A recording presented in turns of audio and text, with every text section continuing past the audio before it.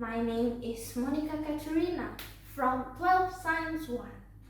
In this video, I am going to be telling you a story about Puputan Margarana War. The independence that was proclaimed on August 17, 1945 does not mean that Indonesia can immediately live a life as an independent and sovereign country in a safe and peaceful situation.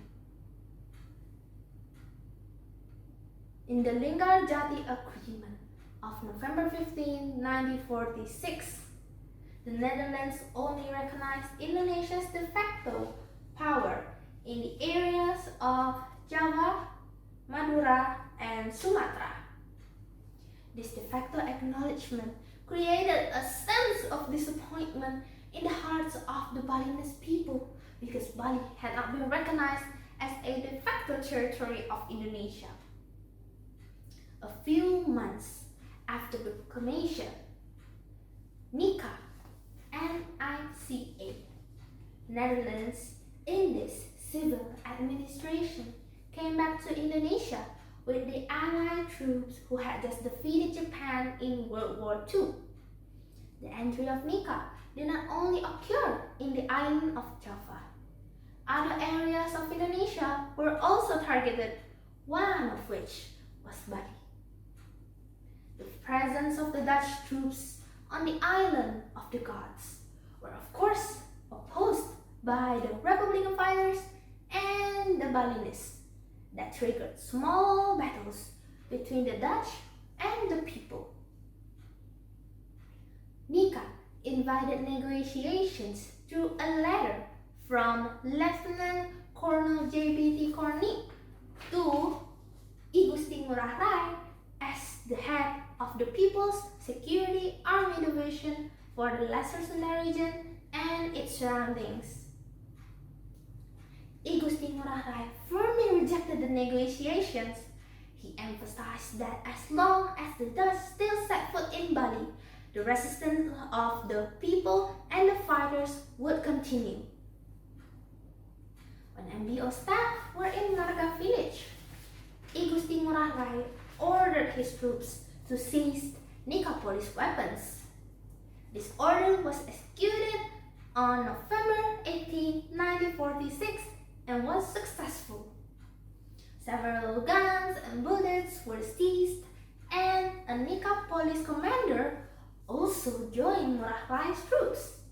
After that, they immediately returned to Marga village.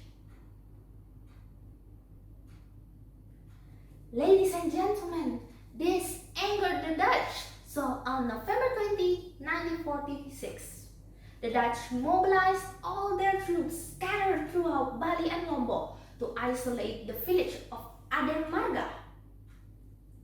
They also brought their bombers from Makassar to face I Gusti Ngurah Rai's troops and began their attack at 5:30 Central Indonesian time.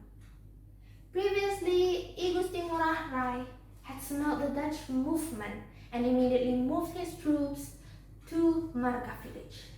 They traveled along the eastern tip of the island of Bali, including crossing Mount Agung. However, this effort was detected by the Dutch, who then managed to catch them. The reinforcement of the Dutch troops came in larger numbers. Not only that, but they were also equipped with more modern weaponry, including fighter aircraft. The Ngurah Rai's troops were pressured because of the unbalanced strength of the troops.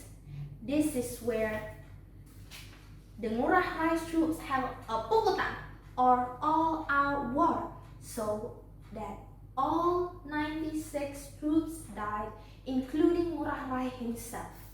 However, the Dutch also suffered heavy losses. As many as 400 soldiers died. The defeat of I Gusti Ngurah Rai's troops then further facilitated the Dutch to establish the state of East Indonesia. Luckily, this effort failed after Indonesia returned to being a unitary state in 1950. Ngurah Rai died at the age of 29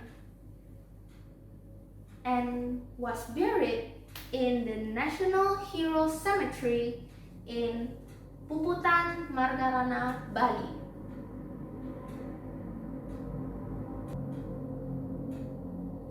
As a national hero.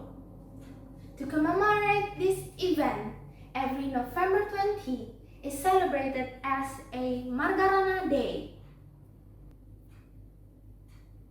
In addition, the name I Gusti Ngurah Rai was immortalized as the name of International Airport in Bali and Worship of the Republic of Indonesia, and also attached at the profile of the 50,000 rupiah denomination in 2005.